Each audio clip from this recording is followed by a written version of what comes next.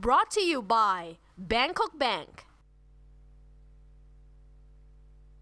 Ratchamongkol University of Technology, Thanyaburi. Good morning and welcome to Good Morning Asean. Freshen up your world, your thought and your idea with us every Monday to Friday from 7:30 to 8 a.m. I am Nirasha Lamia. And I'm Rina Dongbrasit. It is Friday the 23rd of August and we will start with the Thai economy, Nirasha, today, as the Thai economies and financial authorities say that the sharp depreciation of the baht is likely to be a short-term phenomenon and foresee stability returning when the economy picks up as economic fundamentals remain strong. Commerce Minister Niwatthamrong Bunsong Paisan said yesterday that the government would not interfere with the Bank of Thailand's work in stabilizing exchange rates. After a brainstorming session with the Prime Minister and Finance Minister Kitirat Naranong, Niwatthamrong said the heart of this issue was to ensure stability and alignment with regional currencies. He said it would take a month or two to see if the baht's decline would boost Thai exports and whether the export target of 7 to 7.5% would be revised. Two forces are speeding the depreciation of regional currencies. The United States planned to scale back its assets buying or quantitative easing measure because of improving economic health and the worse than expected economic data within the region. Investors are shifting money back to the U.S. The baht passed 32 to the dollar yesterday, a level unseen since September 2010, and economists say that it would strengthen if the local economy shows improvement in the second half. Tak Bunnak, head of the Bank of Ayutthaya's Treasury Group, said foreign investors had shifted investment out of Asia for some time. So if the Federal Reserve really acts to taper its QE, the baht should not fall much further, or it could even rise again. And now let's have a look at our special report on the latest development of the baht on the regional currency facing the crisis of capital. Thai baht hit 32.14 baht against the US dollar yesterday's morning as the regional and emerging market currencies are taking a hard beating. As many may have recalled, the baht strengthened to 28.55 baht in April, prompting the Thai policymakers then scrambling to arrest the baht rise. But after May 21st to 22nd, when Ben Bernanke, the chairman of the U.S. Federal Reserve, hinted at the possibility of winding down of the money printing program under quantitative easing, the situation has changed completely. Now the tide has turned against not only Thailand but also the BRICS and the emerging markets. US dollar funds have been heading to the exit, flowing back to the global financial centers. If the BRICS and the emerging markets, including Thailand, fail to handle the crisis of capital outflow well enough, they all could face a financial crisis and economic dislocations of galactic proportions. Of all the currencies, the Chinese yuan and the Hong Kong dollar, the Taiwanese dollar and the Singapore dollar seem to be weathering the storm relatively unscathed. The rest in Asia are reeling under heavy selling pressures. Since May 22nd, the Chinese yuan has bucked the trend by rising 0.2%. So has the Hong Kong dollar, which has appreciated by 0.1%. Other currencies have faced big sell-offs from Indian rupee, Indonesian rupiah, Korean won, Malaysian ringgit, the Philippines peso, Singapore dollar, and Taiwanese dollar to the Thai baht. It seems that the crisis of capital outflow is only at the beginning stage. After the Federal Open Market Operation meet in September 17 to the 18th, there will be clearer signal over the Fed's stance over the extent to which it would taper off its asset purchase program. U.S. bond yields are rising fast. The 10-year bond yield has now reached 2.93%, the highest level since July 2011. This reflects a growing global monetary tightening. Capital is flowing back to the global financial centers. Over the past 5 years, the BRICS, Thailand, and other emerging markets got carried away with easy money and easy credit from the funds flowing out of the financial centers as a result of the Lehman Brothers crisis in 2008. The easy money helped fuel asset bubbles, increase credit growth, boost consumption, and lead to a stock market and real estate craze. Policymakers in Thailand and other regional markets are complacent, building up a sense of overconfidence in the economic fundamentals. They believe that the US or Europe would take decades to repair the financial system and the economic malaise. Capital would stay in the markets for a long time. But this reading has proved to be a huge error. Now foreign funds have been scrambling for the exit over the past 3 months, and the pace of the outflow appears to be accelerating. This is reminiscent of the scene in the run-up to the 1997 financial crisis in Asia. In Thailand alone, some $30 billion flowed into the Thai economy over the past 3 to 4 years alone to create a boom. But now the party is over. In this region, India and Indonesia have faced the most severe situation when it comes to capital outflow because they both run high current account deficits. The next targets are Thailand and Malaysia, both relatively open market economies which are vulnerable to external shocks.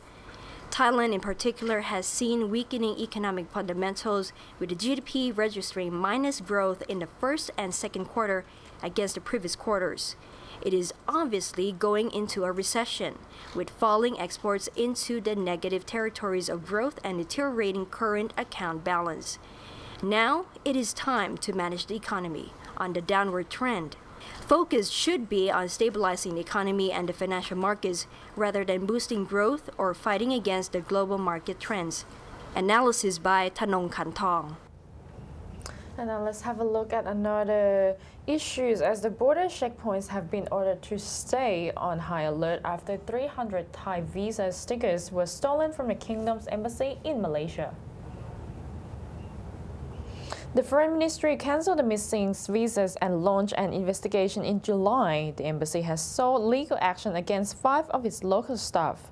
Immigration authorities of both countries were alert. 9 foreigners have been arrested trying to enter Thailand with the stolen stickers.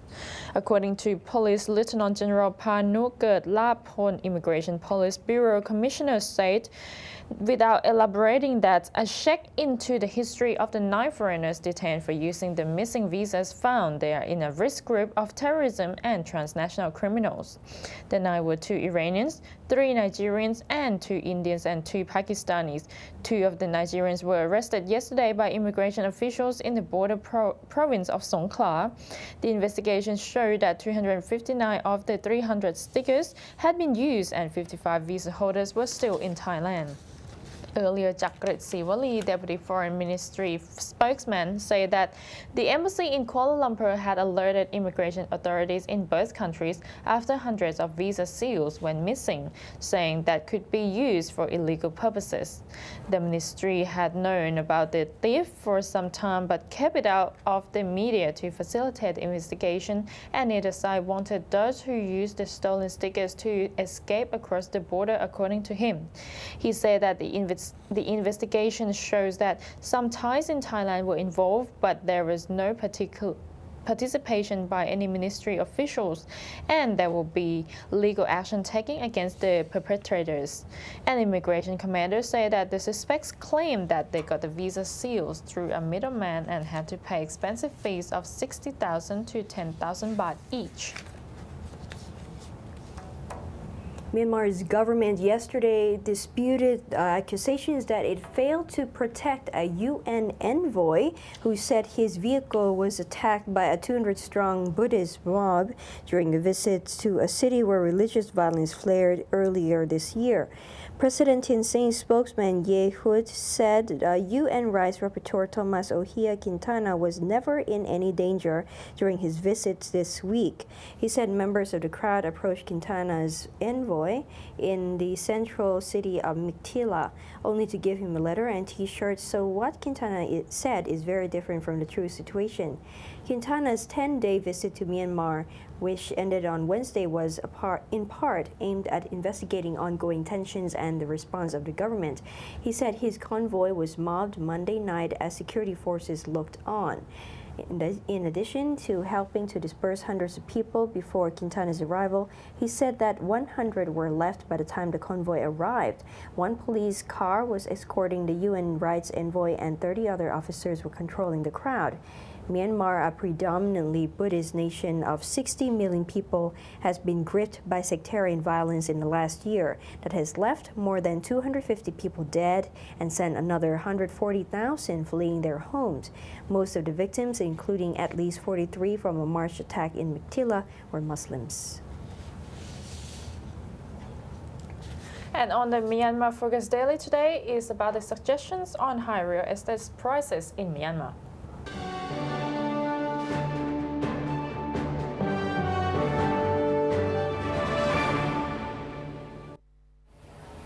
Hello and welcome to Myanmar Focus Daily. And for this episode, we will be looking at top concerns of foreign investors in doing business in Myanmar regarding the real estate issues and suggestions in coping with those hurdles from experts. Real estate analyst Colliers International Myanmar stated top concerns for foreign investors are the due diligence on the ownership of the land or buildings that investors are interested and finding space to set up offices. Experts suggest that the process of identifying the ownership of the land should be started in the early stage. When you go into these markets, you need to be very cautious in terms of jumping in straight away. So you need to analyze who is the owner, what is the structure, what is the land tenure. And I think that's one of the issues, apart from the land price, that a lot of investors are talking to us about and obviously very cautious. So once you get over that obstacle, I think it gets a lot easier. I think that with the Myanmar Investment Commission and the Foreign Investment Law, I think if you go in with the Myanmar Investment Commission, it may be the processes may take a bit of time, just like dealing with the government. But in the long run, I think the legal structure is much more clearer if you go through these sort of channels. For investors looking to set up offices in Myanmar, there are several options to cope with limited office spaces. For example, looking at the new supply coming up in the market, or space outside the prime area in Yangon, or the newest alternative, which is the service office projects. There are things you can do. Let's take those core buildings, the 54,000 square meters. There is still some space available in there. If you look at occupancy except for the one building that's recently completed, it's about 96%. But in that third building, there's a couple of floors, 2 or 3 floors still available. And there you're looking maybe $80 a square meter, that kind of range. If you don't want to pay that kind of money, then there are options. You can, as I said before, you can either look for something a little bit further out of the downtown area, a little bit older, or maybe requiring a bit of renovation work, and what many people are doing is finding a villa and renovating it, which can work out very effective in terms of cost. A new option coming into the market now, which I think is important, is some local developers have started to put together serviced office projects. They're not very big, but they offer people who are coming in to have a look-see and don't really want to invest a lot in office fit-out. They offer these people a chance to set up quickly in a nice environment with all facilities already there. With a shortage of office space, hotel rooms, or service apartment, Myanmar desperately needs more supply in the market. It could be seen as both opportunities and challenges at the same time for foreign investors.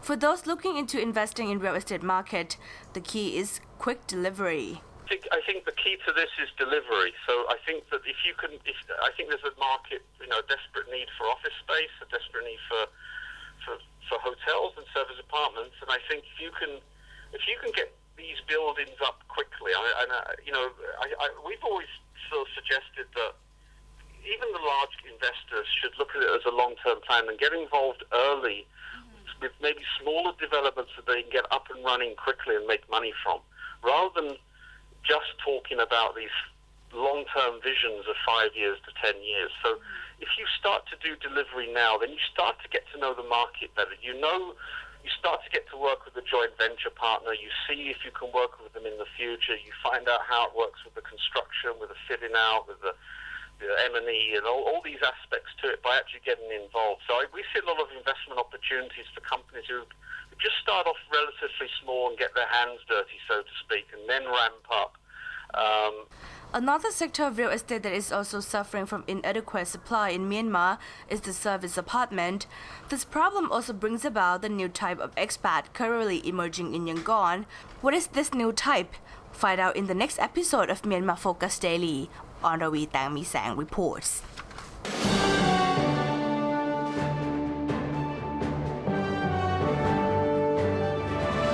Cleanup efforts have begun in some of the flooded parts in the Philippines. Find out more after this break.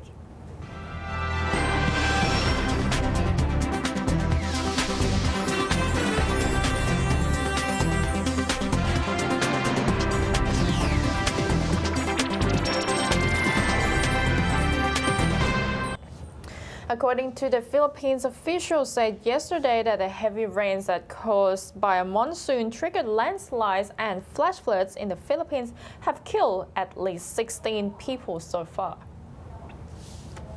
The southwest monsoon, which lasts from June to September, was intensified by Tropical Storm Trami and brought torrential rains to Manila and nearby provinces of Luzon Island, affecting more than 1 million people during the past 4 days. The local weather bureau has lifted the rainfall warning earlier today, but light passing rains are still expected. Several low-lying towns in the heavily hit Pampanga province, about 80 kilometers north of Manila, were still under waist-deep floods due to a nearby river which has yet to completely recede. Village officials Rolando Yabut hoped that the clearer skies would continue, and cleanup operations have begun in Manila's eastern suburb of Marikina, with major roads being cleared up of mud and debris. About 600 families living near the Marikina River are still staying at an evacuation center as the water levels from the river have yet to recede.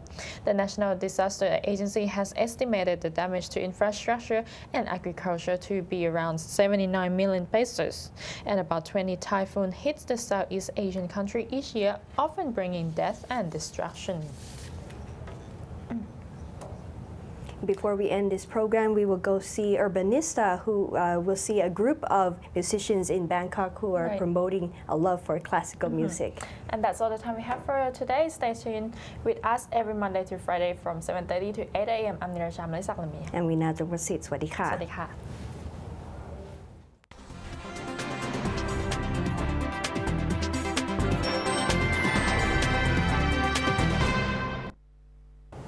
Sawasdee krap and welcome to Urbanista, that will keep you updated with what's happening around Bangkok and the metropolises within Asean region, from social lives to cultural corners. And today's edition of Urbanista is all about classics.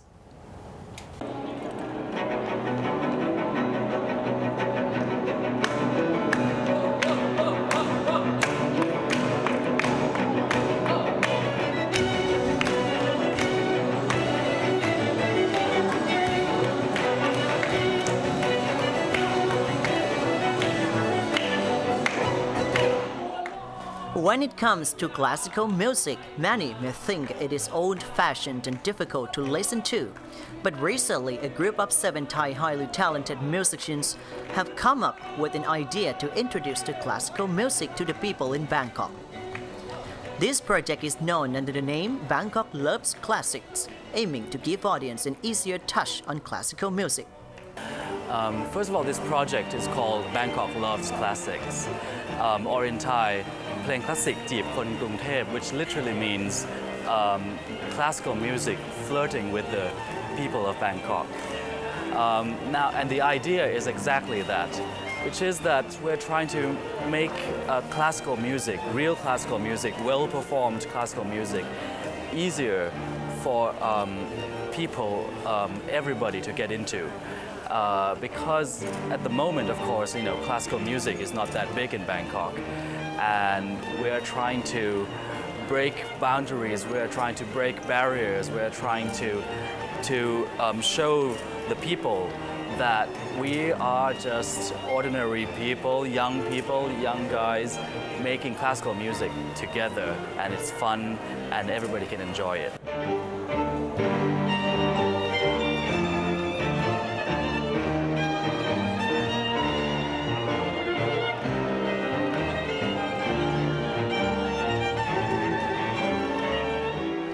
Knowing each other for a very long time, all 7 professional musicians who are now working in different countries have decided to gather together again in Thailand and bring back to Thai people what they specialize, playing sweet songs with their classical instruments.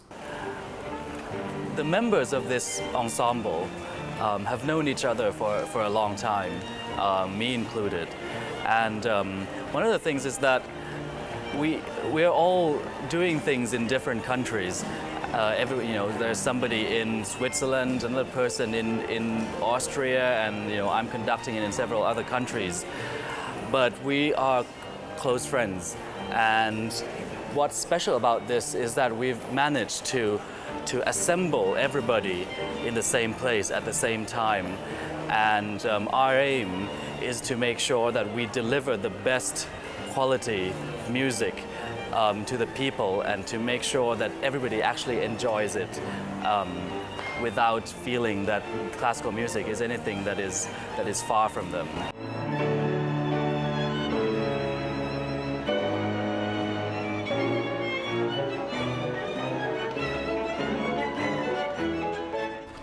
This project is supported by Rama 9th Art Museum Foundation, with all of the 7 professional talented musicians volunteering to play a romantic role as a medium to shoot every class of Bangkok's people with the arrow of classical music.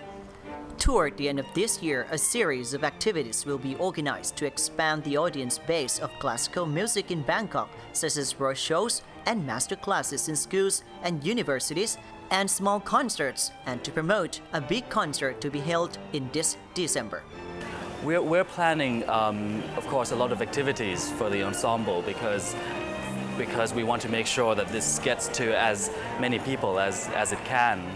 And we're planning, of course, road shows. We're going to schools and to other institutions, and we're going to put on concerts, of course.